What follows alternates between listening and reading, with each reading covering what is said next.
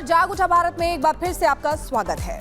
चलिए खबरों की शुरुआत करते हैं और एक बार फिर बात कर लेते हैं कोलकाता कांड की। देखिए कोलकाता की घटना को लेकर जहां पूरे देश में गुस्सा देखने को मिल रहा है और इसी बीच आपको बता दें कि निर्भया की मां का बयान सामने आया है और सरकार की कार्यशैली पर सवाल उठा दिए गए हैं। बिल्कुल, निर्भया की मां ने इशारों में बंगाल की ममता सरकार पर सवाल उठाते हुए पूछा कि आखिर ये कौन सा सिस्टम है जिसमें आरोपी पर्दे के पीछे है, पुलिस कंफ्यूज है और जिसे न्याय करना है वो सड़कों पर प्रदर्शन कर रहा है। एक रिपोर्ट आपको दिखाते हैं।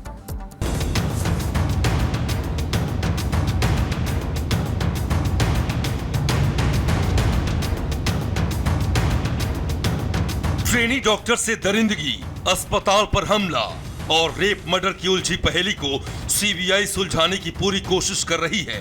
सीबीआई इस मामले के हर पहलुओं को ध्यान में रखते हुए अपनी जांच आगे बढ़ा रही है, लेकिन वारदात के कई रोज गुजर जाने के बावजूद इस केस की प्रोग्रेस रिपोर्ट एक कदम भी आगे बढ़ती नहीं दिख रही है, जिसे लेकर पूरे देश में असंतोष का माहौल है।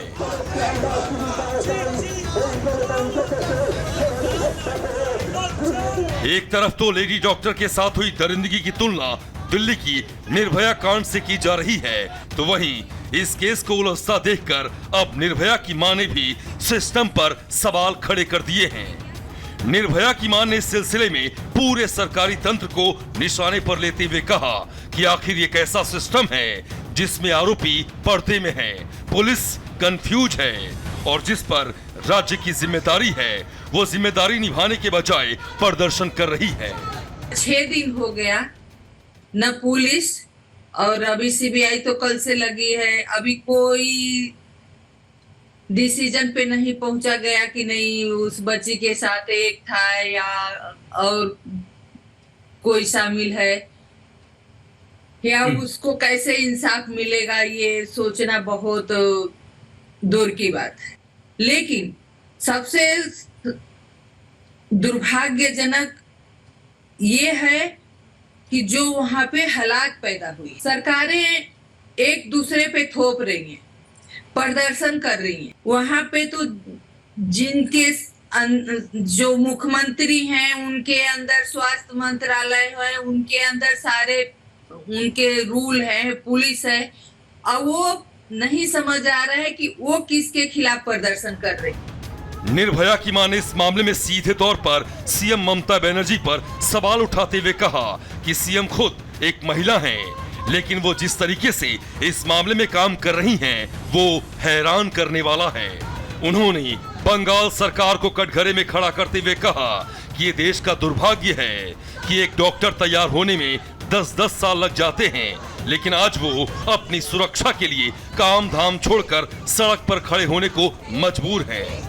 निर्भया की मां ने इस मामले में समाज और सिस्टम पर भी गंभीर सवाल खड़े किए हैं। जब भी कोई घटना होता है निर्भया का नाम आता है, लेकिन निर्भया की घटना से उसके मौत से हमने क्या सीखा है? हमारे सिस्टम में क्या बदलाव आया? हमारे कानून में जो भी बदलाव उस पे काम का क्या हुआ? आज भी हम 2012 में ही खड़े हैं।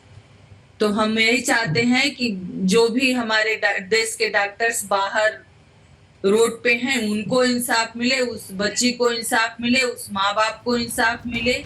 वहीं इस मामले में मुख्य आरोपी संजय रॉय की मां के हवाले से बड़ा खुलासा हुआ है।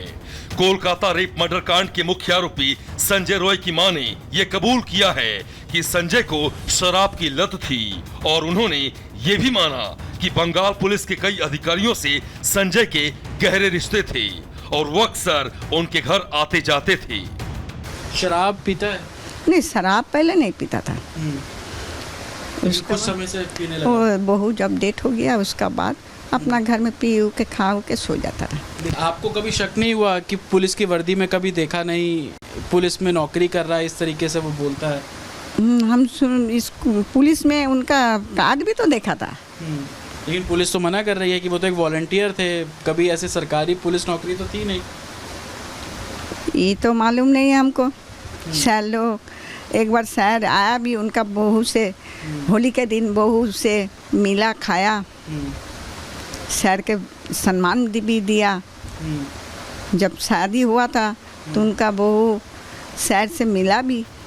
कुल मिलाकर ये मामला ठंडा होता नहीं दिख रहा है।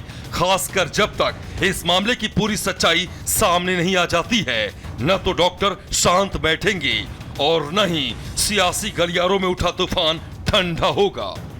Bureau report, Republic Bharat.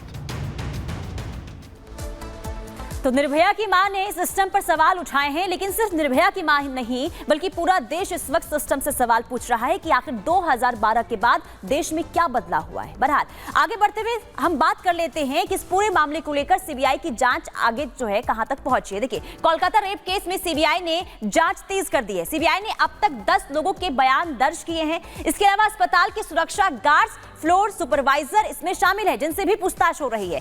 CBI ने आरोपी और परिवार के बयान भी दर्ज कर लिए हैं। सीबीआई ने फूड डिलीवरी बॉय के बयान भी दर्ज किए हैं, जो उस दिन जो फूड है वो लेकर पहुंचा था पीड़िता के लिए। संदीप घोष और कुछ डॉक्टरों के बयान भी लिए गए। इसके अलावा सीबीआई संदीप घोष से 2 दिन पूछताछ कर चुकी है और आज तीसरे दिन भी पूछताछ होगी। आज सीबीआई ने संदीप घोष को फिर से बुलाया है। एक बार फिर से सवाल जवाब का जो सामना है संदीप घोष को करना होगा। पीड़िता के 3 साथी डॉक्टरों से भी पूछताछ हुई है। इसके अलावा केस के हर पहलुओं को खंगाला जा रहा है। अब सीबीआई जो है हर एंगल से इस पूरे मामले की जांच कर रही है। पूछताछ के लिए 30 से 35 लोगों की लिस्ट भी तैयार बाकायदा सीबीआई की तरफ से की गई है। पुलिस के जांच अधिकारियों से भी पूछताछ होगी, ये सूत्रों के हवाले से निकलकर सामने आ रही है। यानी कि जिन पर ये आशंका जताई जा रही है, सीबीआई की जो टीम है लगातार उन लोगों से भी पूछताछ करती हुई नजर आ रही है। और अब बात मध्य प्रदेश की करेंगे। मध्य प्रदेश में अवैध खनन का खेल कई सालों से चल रहा है, लेकिन मोहन यादव सरकार की सख्ती के बाद ये खनन माफिया अब उनके होश ठिकाने आ गए हैं। आपको बता दें कि इनके करोड़ों अरबों के खेल पर ब्रेक लग गया है। कैसे ये खनन माफिया बिलबिला रहे हैं, दिखाते हैं आपको इस रिपोर्ट के जरिए।